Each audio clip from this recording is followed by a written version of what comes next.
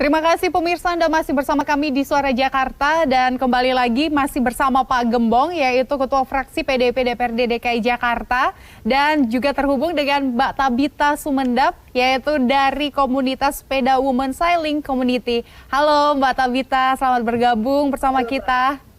Ya, saya pertama ke Pak Gembong dulu. Pak Gembong, ini kan dalam kondisi pandemi saat ini, kalau kita lihat trennya saat ini masyarakat di DKI Jakarta banyak sekali sekarang kembali untuk menggunakan sepeda. Nah, Pak Gembong sendiri melihat tren yang baru ini bagaimana? Saya justru berterima kasih dan mengapresiasi tren warga Jakarta yang kembali menggunakan sepeda ontel untuk beraktivitas. Artinya ini dalam rangka untuk menjaga polusi udara di Jakarta baik, itu yang pertama. Namun yang kedua ini yang penting, kegiatan itu jangan sampai mengabaikan protokol kesehatan. Sehingga Jakarta Tangguh yang digadang-gadang oleh Pemprov DKI Jakarta dalam tagline-nya HUT Kota Jakarta ini bisa terwujud dengan baik. Artinya warga Jakarta beraktivitas baik, kemudian tetap menjaga kesehatan, sehingga aktivitas yang dibangun oleh masyarakat Jakarta bisa berjalan dengan baik. Seperti itu, Mbak. Pak Gembong, kan pekan lalu kalau kita lihat sempat di CFD itu ramai sekali. Banyak sekali masyarakat yang justru kalau kita lihat tidak lagi mengindahkan adanya jaga jarak. Ini sebenarnya kalau dilihat, ini sangat masih longgarnya, masih belum tegasnya dari peraturan dari pemerintah sendiri atau memang perilaku dari masyarakatnya? Dua-duanya berkorelasi.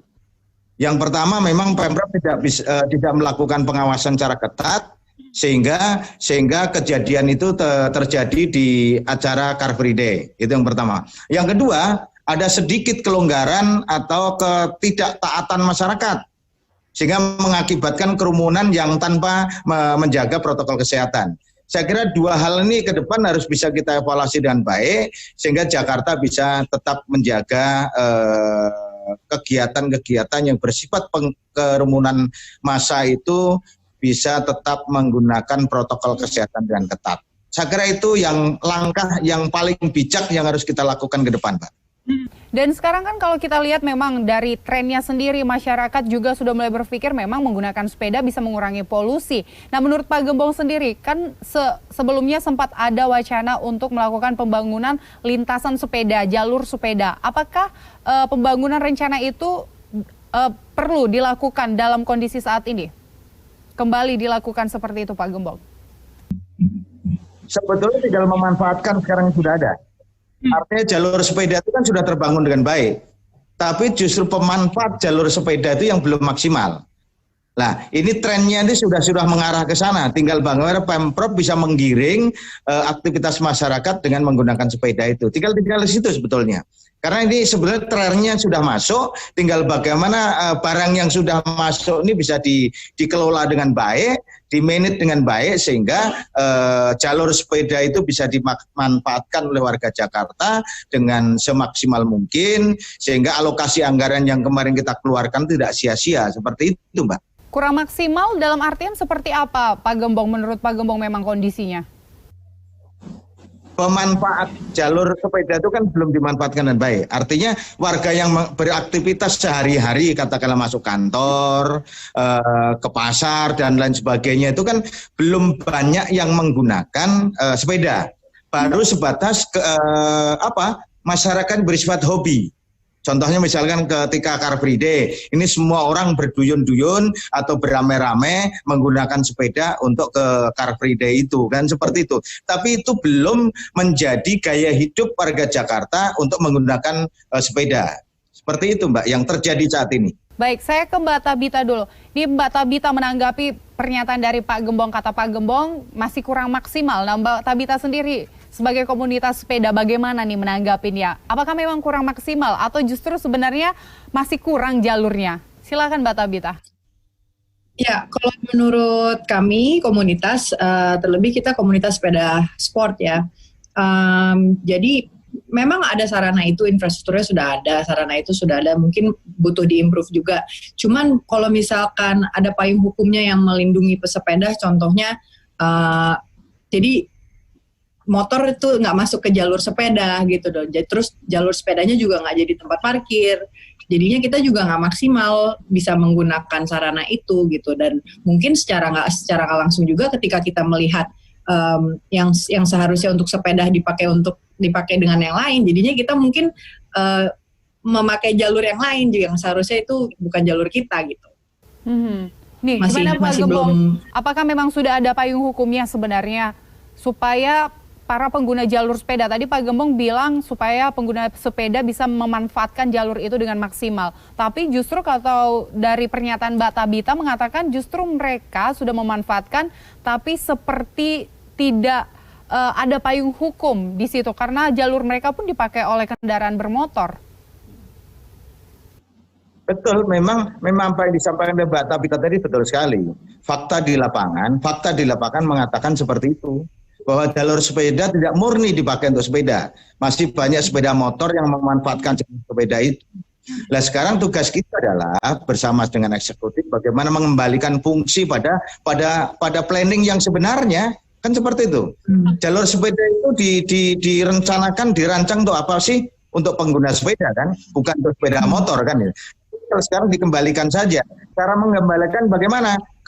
Minggu kemarin sudah ada MOU, semacam MOU antara Dinas Perhubungan yang menangani tentang jalan raya dengan Kepolisian Polda Metro Jaya. Nah ini ketika ada masyarakat yang menggunakan di luar jalur itu akan dikenakan dan lain sebagainya. Saya kira langkah positif yang ke depan mesti kita dukung dalam rangka untuk mengembalikan fungsi jalur sepeda pada konsep yang memang sejak awal kita rancang untuk warga pengguna sepeda ontel itu. Apalah sepeda ontel, sepeda apa, pokoknya sepeda lah. Intinya itu supaya kembali pada masyarakat Jakarta pengguna itu merasa aman, merasa nyaman, merasa happy menggunakan jalur yang memang sudah disediakan. Seperti itu, Mbak. Iya, baik Pak Gembong. Mbak Tabita, kalau Mbak Tabita sendiri sebagai dari komunitas sepeda, apakah memang DKI Jakarta ini cukup ramah terhadap komunitas pesepeda saat ini? Apakah perlu ada dibangun infrastruktur yang lainnya? Baik lagi kalau dari kita komunitas sepeda, kita kan bersifat berolahraga. Kita itu kan komunitas kita kan bukan sarana transportasi ataupun bukan sepeda santai gitu. Walaupun kita juga mendukung adanya banyak pesepeda yang sekarang menjadi bike to work gitu loh. Jadi menggunakan sepeda itu menjadi sarana transportasi. Cuman kalau kita ini sebagai pesepeda sport ya, sepeda balap bilangnya, masih banyak sekali jalanan yang di sebelah kiri yang diperuntukkan untuk pesepeda itu yang jalanannya bolong-bolong sehingga banyak juga kejadian kecelakaan karena jalanan itu yang bolong-bolong itu. Gitu. Jadi mungkin bisa di-improve lagi sih, atau mungkin juga jalanan itu tuh dipasang barrier gitu atau cone atau bagaimana gitu. Tapi untuk jalanannya sendiri kondisinya masih banyak bolong-bolong sih. Sejauh ini berarti jalannya masih kurang aman ya untuk pesepeda saat ini ya Mbak ya? Iya, apalagi komunitas kita kan perempuan semua ya. Ini kan mumpung lagi ada Pak Gembong, mungkin ada yang ingin disampaikan atau ditanyakan Mbak Tabita? Kepada wakil rakyat mengenai kita? Ya silakan. Mungkin jadi gini, kita itu kan komunitas sepeda kita ini pagi-pagi itu kan kita kejar-kejaran sama macet ya. Jadi kita tuh mulai tuh 5.30 di dalam kota, 5.30 selesai cuma bisa 1 jam karena di atas jam 7 itu udah sangat macet gitu dan polusi gitu. Mungkin kalau misalkan ada kebijakan didorong Car Free Day untuk sepeda mungkin di hari Sabtu pagi mungkin atau di Jalan Sudirman Tamrin, karena kita kan bukan komuter, kita kan bukan sarana transportasi. Karena apa? Sekarang demand-nya sudah semakin tinggi, orang-orang yang sekarang memilih sepeda sebagai salah satu olahraga kardio mereka nih sekarang udah banyak sekali gitu. Apalagi kita kemarin itu melihat ada artikel yang bilang kalau pengguna sepeda itu meningkat sehingga 1.000%. Yeah. Jadi mungkin awal-awal orang-orang yang pertama kali bersepedahan mungkin sepeda santai dulu karena mereka mau mencoba enak apa enggak. Tapi lama-lama kalau mereka sudah merasakan manfaatnya bagi diri mereka dan kesehatan mereka pasti akan mungkin mau improve menjadi lebih serius dan menjadikan sepeda itu olahraga kardio. Nah kalau misalkan menjadikan sepeda ini bukan sepeda santai lagi, kita butuh sekali jalanan yang mau dibilang steril juga gimana ya, yang nggak bolong-bolong dan mungkin ada waktu tertentu supaya kita bisa melaksanakan olahraga ini gitu. Supaya nggak jadi tren aja, karena kalau cuma tren aja, nanti kalau misalkan ke depan nggak trennya hilang, orang-orang udah nggak sepedahan lagi. Kita kan berharap ini menjadi sebuah lifestyle. Ya baik, terima kasih Mbak Tabita. Silakan Pak Gembong menanggapinya. Ini masukan yang positif ya, masukan yang baik buat kami seluruh anggota DPRD untuk bisa merespon apa yang disampaikan Mbak Tabita. Satu, soal infrastruktur. Sepakat saya bahwa memang ketika jalur ini dibuat, ya prasyarat utamanya adalah jalur itu harus steril dulu yang pertama. Yang kedua adalah jalur itu tidak bolong-bolong. Sepakat. Tapi untuk yang pertama tadi memang nggak berat, Mbak. Memang yang pertama untuk steril. Nah, ini mau tidak mau jadi PR kita bersama. Bagaimana untuk kita bisa memberikan kenyamanan bagi pengguna sepeda. Ini adalah PR kita bersama. Ayo kita rumuskan bersama-sama supaya itu harapan Mbak Tabita ke depan, bahwa sepeda itu menjadi gaya hidup kita, bukan hanya tren aja ya. Bukan hanya tren. Kalau tren mungkin nanti kalau coronanya hilang mungkin jadi udah hilang kembali. Jadi ini kita berharap jadi sepeda ini menjadi gaya hidup bagi warga Jakarta, bukan hanya seperti komunitas Mbak Tabita, bukan komunitas-komunitas seperti itu, tapi kita harapkan bahwa gaya hidup orang ke kantor menggunakan sepeda, orang ke pasar menggunakan sepeda. Kalau itu bisa kita lakukan, saya kira akan positif untuk membuat Jakarta menjadi polusinya menjadi lebih baik. Seperti itu. Baik, saya terima kasih Mbak Tabita. Ini PR kita bersama lah. PR kita bersama. Baik, kalau dari segi keamanan sendiri bagaimana nih Mbak Tabita? Kalau Mbak Tabita melihat kan sekarang masyarakat bukan bersepeda hanya di pagi hari bahkan siang, malam juga banyak loh. Tapi yang disayangkan ada beberapa peristiwa yang justru banyak sekarang pesepeda yang dibegal seperti itu ya. Betul. Nah, ini bagaimana nih Pak Gembong juga menanggapinya tentang kondisi keamanan sekarang masyarakat dalam bersepeda supaya aman ketika di malam hari juga?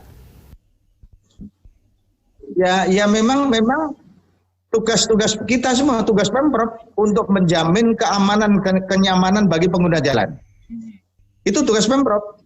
Kita harus mampu memberikan jaminan kepada warga Jakarta bahwa warga Jakarta tidak merasa takut beraktivitas. Aktivitas apa? Menggunakan sepeda mereka tidak takut, menggunakan motor tidak takut, menggunakan transportasi umum mereka tidak takut. Ini tugas Pemprov DKI Jakarta untuk membuat warga Jakarta menjadi nyaman, aman dalam menggunakan setiap aktivitas apapun di Jakarta ini.